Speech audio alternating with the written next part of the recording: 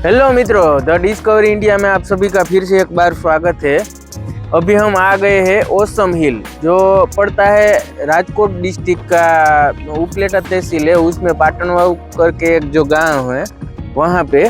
और ये बहुत ऐतिहासिक जगह है और यहाँ बहुत सारा यह गुजरात गवर्नमेंट ने भी पर्यटन के हिसाब से डेवलप किया हुआ है। और यहाँ बहुत सारा कुछ देखने के लिए भी है और नीलकंठ महादेव का मंदिर भी है और पीछे भी शिव जी की मूर्ति लगी हुई है। और महाभारत कालीन समय का भी इतिहास यहाँ से जुड़ा हुआ है, क्योंकि जिस टाइम पे महाभारत में पांडवों को जब वनवास मिला था तब पांडव यहाँ भी आए थे, उसके भी अवशेष है। तो आइए हम ऊपर पर्वत के ऊपर जाते हैं और ओसम हिल का भी व्यू लेते हैं। चलिए।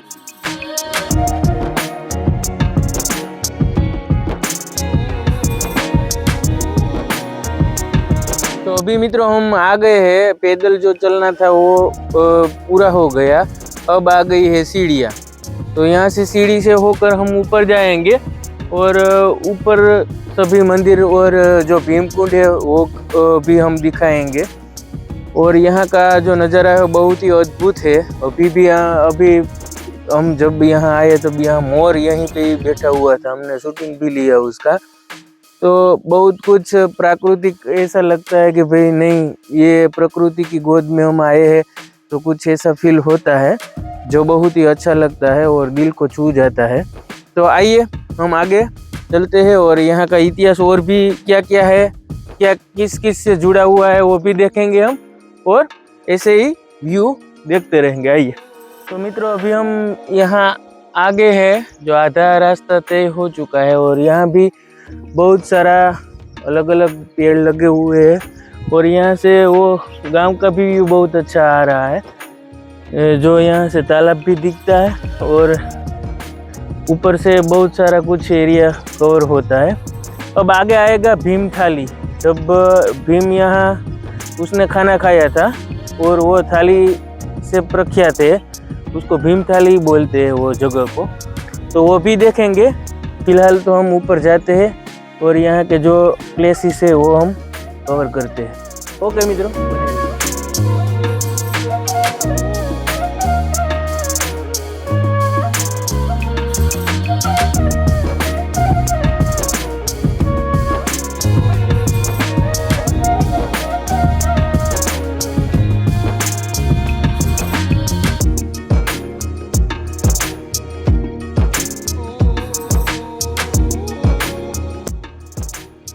तो अभी बहुत ही घना जंगल दिख रहा है आपको और ऐसी पेड़ पौधे में से हम निकल रहे हैं। बहुत ही अच्छा लगता है, लेकिन नहीं, ये चढ़ान है तो थोड़ा सांस भर जाता है।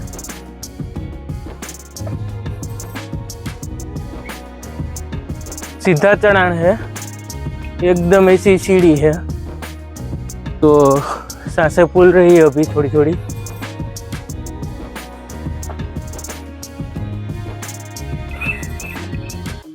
आगे गौमुख गंगा और भीमथाली है, ऐसा बोर्ड आया है अभी यहाँ।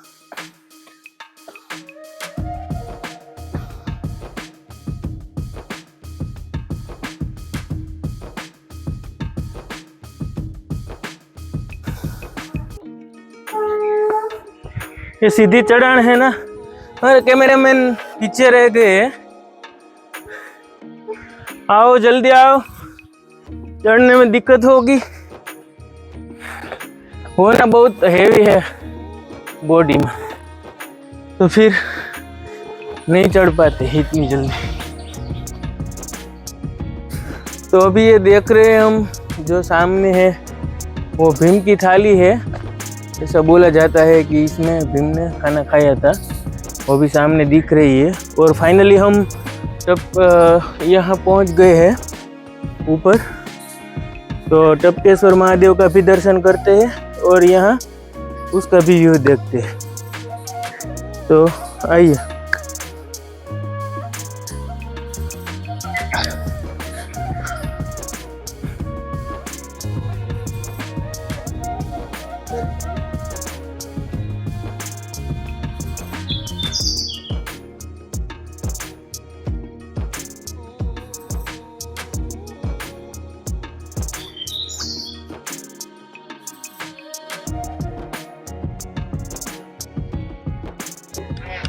तो अभी हम पहुंच चुके हैं टपकेश्वर महादेव, जो पूरा ये गुफा के पत्थरों के नीचे है, पहाड़ के नीचे है, जैसे गुफा में है। अभी ऐसा ही हम गुफा के अंदर जाएंगे और टपकेश्वर महादेव के दर्शन करेंगे। और इसका नाम भी ऐसे ही पड़ा होगा क्योंकि ये ऊपर पर्वत से जो भी जल नीचे आता, लिंग पे पानी ऊपर से जो आता है, तो टपकेश्वर महादेव इसलिए बोलते हैं।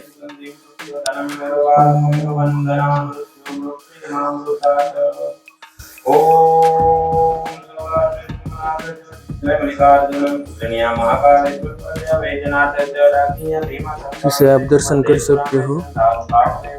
टपकेश्वर महादेव के ऊपर से जलाभिषेक हो रहा है, जो पर्वतों की शिलाओं में से जल टपक रहा है।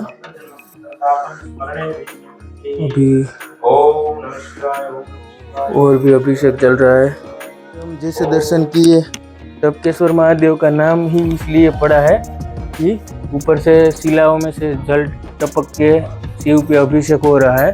और ये गौमुख गंगा है जो महादेव टपकेश्वर के बिल्कुल बगल में है। ये महाराज श्री भगवत सिंह जी है, जो गोंडल स्टेट हुआ करता था जब आज़ादी के पहले, तब ये गोंडल स्टेट में ये पाटनवाऊ गांव आता था, जो तब सयाजीराव गायकवाड़ महाराज में ये रजवाड़ा आता था। और ना ये भगवत सिंह जी उस टाइम के इंजीनियर थे, और यहाँ बहुत सारी जो बिल्डिंग है और जो पुल है भादर नदी पे, वो उसने बनाया था उस टाइम पे। और बहुत ही लंबे समय तक वो पुल का यूज़ किया गया है। अभी तक वो पुल भी है जो भादर नदी पे बना हुआ है। और आपको गोंडल भी दिखाएंगे, जो गोंडल ऊपर से हम देखते हैं तो अपनी जो स्ट्रीट लाइट होती है उससे गोंडल लिखा हुआ है, करेंगे। तो अभी गौमुखी गंगा के दर्शन भी हम करेंगे। आइए, जो ये टपकेश्वर महादेव मंदिर के बगल में ही पड़ता है, और यहाँ गौमुख गंगा में से जल की धारा अविरत चालू ही रहती है। और ये कुंड है जिसमें ये पानी जाता है गौमुख। पहाड़ से ये पानी टपकता है, जो शिव जी पे अभिषेक होता है। उसके बाद ये गौमुखी गंगा में से होके ये यहाँ पे आता है।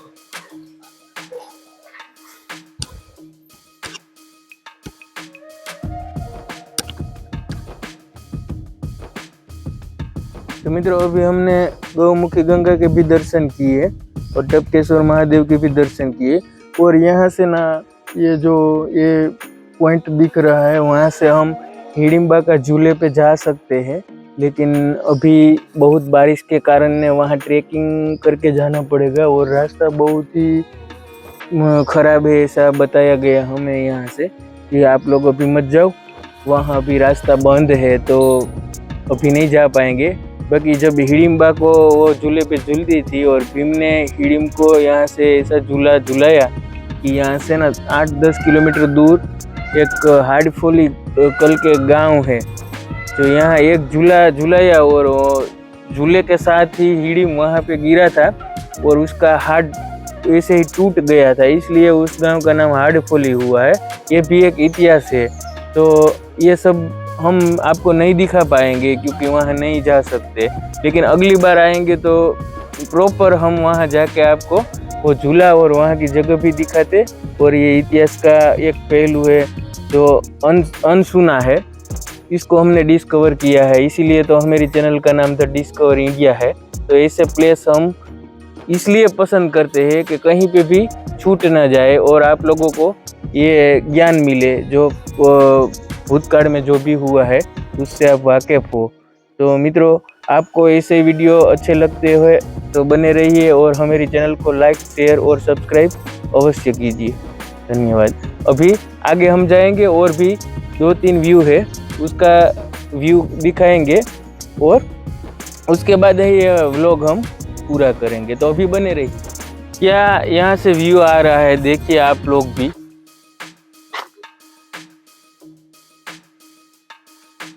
बहुत ही बढ़िया व्यू आ रहा है, देखिए आप भी।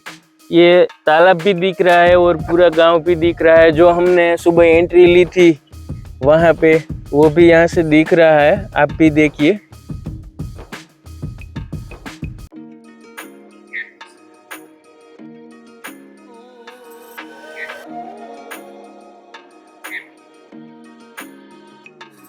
ये जो सामने हिल पे दिख रहा है वो मातृमा का मंदिर है।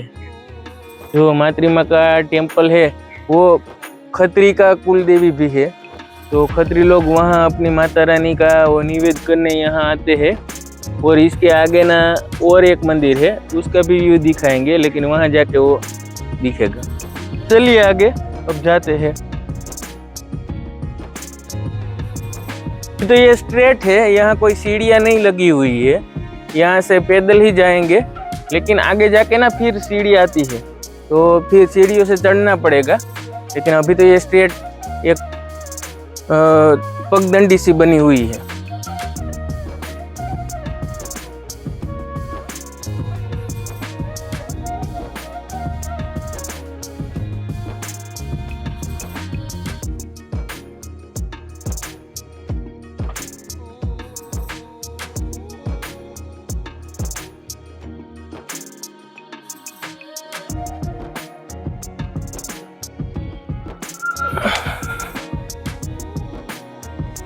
ये ऊपर से सारा पानी यहाँ से गिरता है और ये जो व्यू आता है ना वो बहुत ही अद्भुत होता है। अभी तो फिलहाल बारिश नहीं है तो कोई ऊपर से पानी नहीं गिर रहा है, लेकिन जब बारिश के टाइम में ना ये पूरा ऊपर से पानी गिरता है और उसका जो व्यू आता है ना वो आप सोच नहीं सकते, इतना सुंदर आता है। लेकिन अभी तो बारिश है नहीं तो हमें ये व्यू नहीं मिलेगा। यहाँ जो आप फोटो को अपनी फ्रेम में ट्यून कर सकते हैं, तो अलग अलग जगह पे अलग अलग व्यू पे अपनी सेल्फी पॉइंट भी यहाँ बने हुए हैं, जहाँ पे अपने फोटो निकाल सकते हैं। और बाकी आप भी देख सकते हैं यहाँ के जो बिल्कुल पहाड़ के बगल में से निकलते हुए और पेड़ भी लगे हुए हैं।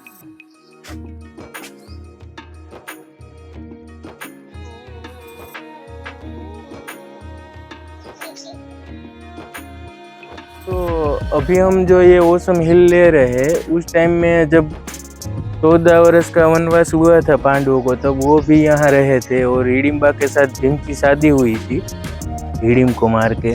तो ये सब जगह यही है मित्रों, जो पांडव भी यहाँ आए होंगे और रहे होंगे। बहुत कुछ है, पूरा जो हमारा भारतवर्ष है, तो 14 साल ऐसे ही नहीं निकले थे उसके, तो अलग अलग जगहों पे जाके ना वो रहे थे। और तब भी ये वन ही था, आज भी थोड़ा हिल स्टेशन है तो वन ही है, नीचे सब गांव बने हुए हैं। लेकिन ना उस टाइम पे यहाँ सब भीम और पांचों भाइयों साथ में रहे होंगे। और यहाँ हिडिंबा से शादी करके ना जो घटोत्कच हुआ था, और घटोत्कच से भी ये जुड़ा हुआ इतिहास है। तो महाभारत कालीन यहाँ बहुत कुछ यादें जुड़ी हुई है। तो यहाँ आके फिर ऐसा लगता है कि हम कहीं ना कहीं अपने भूतकाल में और अपने जो इतिहास जुड़ा हुआ है उनके साथ जुड़े हैं, और बहुत अच्छा लगता है यहाँ आके। और हम सोचते हैं तो कैसे रहा होगा जब पांडवों के टाइम में पांचों भाई यहाँ आए होंगे, तब ये जगह कैसी रही होगी। और हिडिंब और हिडिंबा, और यहाँ जो उस क्योंकि वो ना राक्षस टाइप के लोग थे हिडिंब, तो यहाँ पूरा एरिया में उसका वो रहता था कि वो इंसानों के लिए वो खतरे रूप हो सकता था और उसको मार के खाते थे। ये सब थोड़ा बहुत उस इतिहास में रहा होगा। लेकिन ना ये फिर भीम आया और हिडिंब का वो ऐसा वध किया और हिडिंबा के साथ शादी की, फिर यहाँ शांति हो गई। तो कुछ ना कुछ ऐसा भी मकसद पांडवों का रहा होगा कि जहाँ कहीं पे भी गए और ऐसे आसुरी शक्तियों को कंट्रोल करके फिर वहाँ शांति स्थापी है। तो फिर उस टाइम से भी ये जुड़ा हुआ है, तो बहुत अच्छा लगता है यहाँ आके। चलिए अब आगे जाते हैं और कुछ दिखाते हैं वहाँ के व्यू। सच ही कहा मित्रों किसी ने कि हमें जो अपने इतिहास से काट दिया जाए तो हमारी संस्कृति से हम अलग हो जाएंगे, और फिर जो हमारा ये बैकग्राउंड है, हमारा जो हिस्ट्री है, उससे हम वाकिफ नहीं हो पाएंगे और अगली पीढ़ी हमारी उससे कट जाएगी।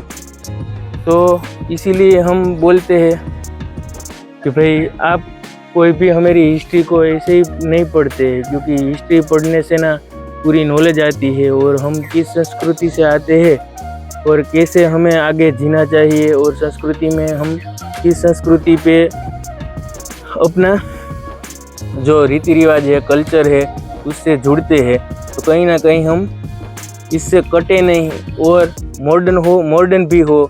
तो ये इसलिए हम ये अपनी चैनल पे सब रिलीज़ कर रहे हैं कि भाई आप मॉडर्न भी बने रहे और अपने हिस्ट्री से भी जुड़े रहे। तो आगे देखते हैं आगे का भी। यहाँ गुप्त गंगा भी है, कांचलियो वीरडो से जाना जाता है, अभी यहाँ पे ही है। जो गर्मियों में पानी की कमी होती है तब पानी यहाँ से लेते हैं। ये मंदिर परिसर में सभी जगह यहाँ से ही पानी जाता है। ये पूरा पर्वत है ना जो हम पीछे देख रहे हैं, ये सब जो व्यू आ रहा है वो ना कोयले से भरा हुआ है।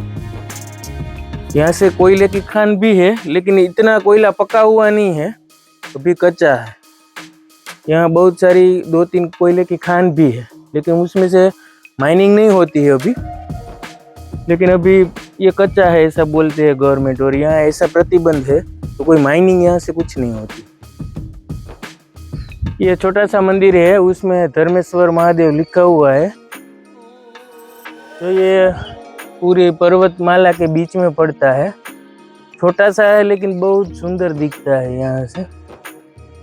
और आज से ना बहुत साल पहले मैं मेले में आया था, तब आया था यहाँ, तब ये इतना डेवलप भी नहीं हुआ था। ये जो नीचे भी वो सब हम देख रहे हैं ना एंट्री पे, तब वो नहीं हुआ करता था और मैं भी बहुत छोटा था।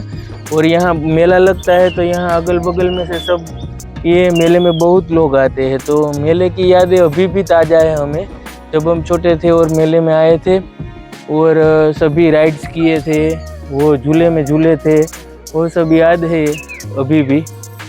15-20 साल तो शायद हो ही गया होगा सौरभ भाई। बहुत अच्छा लगता है, अभी भी वो सब याद आता है कि अभी हम मेले में आए हैं और सब झूले झूल रहे हैं और अलग अलग टाइप के फूड नाश्ते वो सब खा रहे हैं।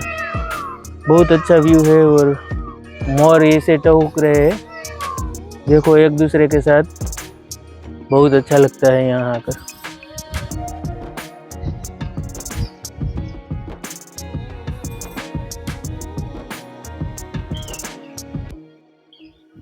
तो अभी हम सामने देख रहे हैं एक मंदिर है, यहाँ से दिखता है, और बगल में एक जो पुरानी सी प्राचीनतम कोई कृति हो, जैसे गुजराती में तो हम उसको कोठा बोलते हैं, जो भीम का कोठा यहाँ सब बोलते हैं उसको। तो वो भी यहाँ से दिख रहा है, लेकिन ट्रैकिंग करके हमें जाना पड़ेगा और यहाँ से 4 किलोमीटर पड़ता है दूर, ऐसे घूम फिर के जाएंगे तो। और या तो नीचे से और एक रास्ता जाता है, वहीं से जा पाएंगे। तो फिलहाल अभी हम वहाँ नहीं जा पाएंगे, आगे फिर हम कभी आएंगे तब वहाँ जाएंगे और प्रॉपर उसका एक व्लॉग बनाएंगे। फिलहाल अभी यहाँ से हम आपको दिखा देते हैं दोनों मंदिर, और ये भीम का कोठा है वो। तो आप ये व्यू देखिए और फिर हम नीचे जाते हैं।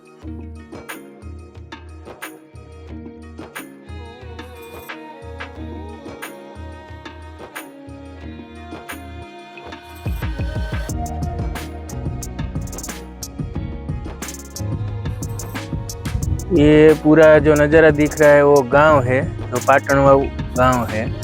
और ये जब भारत आज़ाद नहीं हुआ था तब ये गोंडल स्टेट में आता था, और उपलेटा, धोराजी और ये सब गोंडल स्टेट के गांव माने जाते थे। उस टाइम में ना ये अभ्यास स्टडी कंपलसरी था। गुजरात के 2 ही रजवाड़े ऐसे थे जिसमें शिक्षण कंपलसरी था कि अब स्कूल नहीं जाएगा बच्चा तो उसको वो टैक्स भरना पड़ेगा या दंड होगा राज्य की तरफ से। तो ये गांव ना पहले से ही शिक्षित है। जब मेरे दादी की उम्र की सब औरतें भी अभी अच्छे से पेपर पढ़ती है, न्यूज़पेपर पढ़ती है और सभी नॉलेज है, क्योंकि ना शिक्षण कंपलसरी था। तो ये सब जो गोंडल स्टेट में जो भी गांव आता है ना, वो दूसरे जो रजवाड़े थे उनसे थोड़े शिक्षित है और अलग भी है, और फाइनेंशियली भी ये लोग साउंड है, क्योंकि ना पहले से ये लोग अदर स्टेट में या अपने बिजनेस में या कोई और जॉब पे बाहर यहाँ से बहुत सारे निकल गए हैं पहले से ही, तो फाइनेंशियली भी साउंड है ये लोग।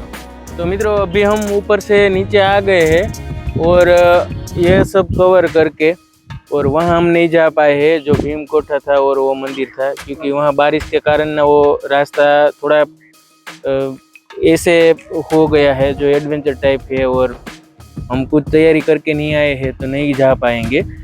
बाकी ये पीछे का जो व्यू है ना, उसके पीछे वो पड़ता है, भीम का कोठा है वो, और बाकी सब हमने कवर किया है। अगर कुछ रह गया है तो अगले व्लॉग में हम फिर आएंगे, तब दिसंबर में, तब देखेंगे और सब कवर करेंगे। और आप लोग यहाँ तक देखे हो तो बहुत अच्छा लगा, और आगे भी हमारी ऐसी सीरीज चालू रहेगी, तो आप लाइक शेयर और सब्सक्राइब जरूर कीजिए। धन्यवाद।